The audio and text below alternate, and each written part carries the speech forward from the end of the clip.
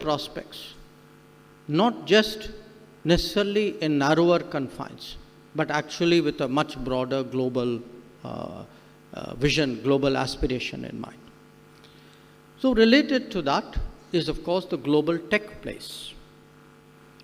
Now, why do I call it a tech place? Because the digital era has actually not just revolutionized technology. It has also revolutionized politics, it has revolutionized international relations. Because people are now increasingly aware and therefore concerned about where their data resides, who harvests the data, who monetizes the data, who deploys the data. And the digital era, therefore, has put a premium on the concepts of trust and transparency. Every country, every player is not the same. And it is, therefore, important today that we position ourselves because at the end of the day, we are a country, we are a society, we are a people who are trusted in the world. I will also talk about that. So, how do we prepare today for the digital tech place? I'll just give you one example. The hottest subject today in world politics is not about oil. It's not even about military. It is about chips. Who is making chips? Who's controlling that ability to make chips? Who is doing the high end? Who is doing the big volumes? And in fact, if you look at some of the big economic issues, challenges the world has faced, it is actually due to the shortage of chips. Now, we just had recently the American Commerce Secretary in India, and we were talking to her about it. Today, there is actually a shortage of tens of thousands of chip designers and engineers. And as this industry re-architectures itself, moves to more trusted locations, there's an opportunity there just staring us in the face. Already, when I was in the US, I was told by the American Semiconductor Association that according to their knowledge, there are already more than 40,000 Indians who are actually working on chip designing in India. So I just give that to you as one example of this global tech place that awaits us. Then there is a larger challenge. This is a challenge of supply chains. When the COVID came, and I was one of the ministers who was part of the team which was tasked to deal with the COVID. Naturally, much of our focus was on vaccines. Vaccines came a little later, immediately on the PPEs, the mass production, the isolation centers. But there was another part which directly affected my domain, and that was how the supply chains got disrupted. That what we assumed, the entire world assumed, was an uninterrupted, infallible, smooth working of supply chains because of globalization. So it took one virus to put that entire belief into question. And we all struggled. Now, some of us maybe thought a little bit further ahead. For example, we took that decision even during the lockdown. When you all remember the lockdown, how severe it was. Even during the lockdown, we actually kept the food supplies to the Gulf going because it was for them an absolutely vital supply chain.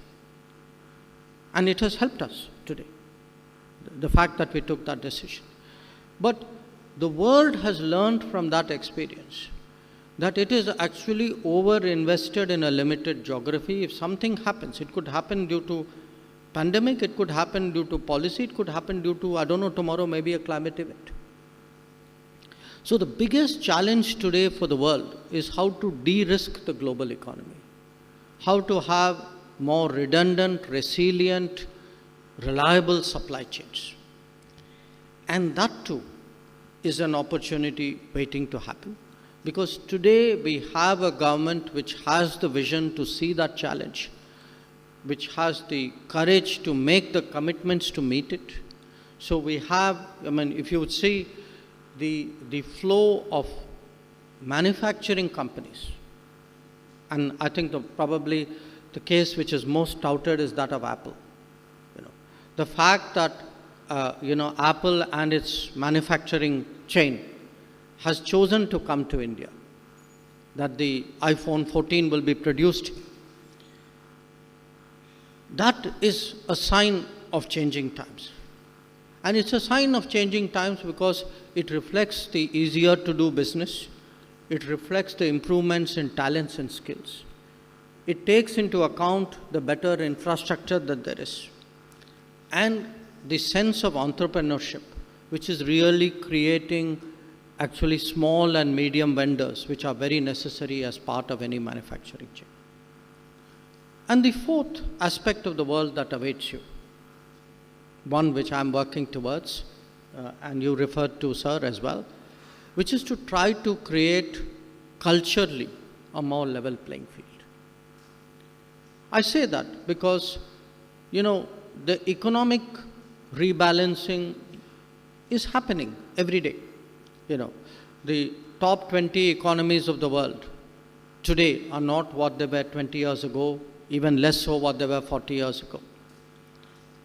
And as the economics changes, as the distribution of prosperity changes, the politics will change. But cultures are harder to change. So one part of international relations is really whose narrative, whose practice, whose judgment. These are also real contests. And they can often be contests with very direct personal implications for you.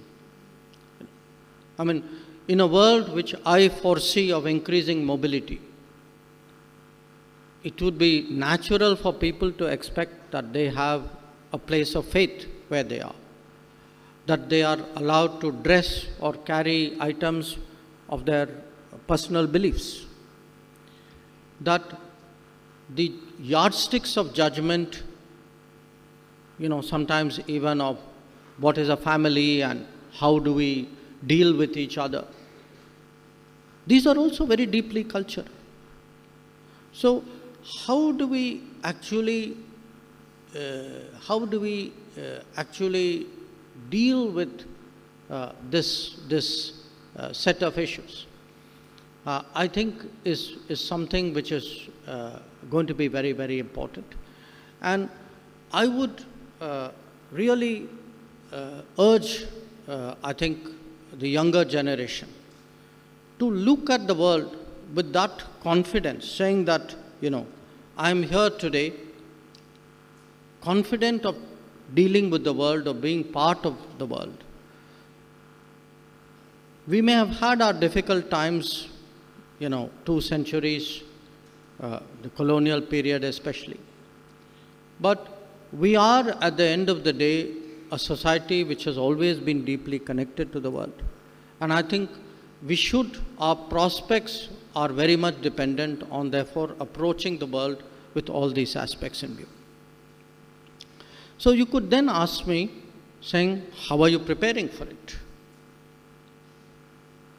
And I would like to share with you a few steps. I've spoken about the domestic changes. That's part of preparing all of us, but especially the younger generation for the world. Because at the end of the day, you are the stakeholders of this change. It's your choices which is really going to determine what kind of nation we are going to be. But we can also change, we can also prepare by changing the landscape itself. We tend, as I said, to sometimes think of ourselves more narrowly than we should. Take our immediate region.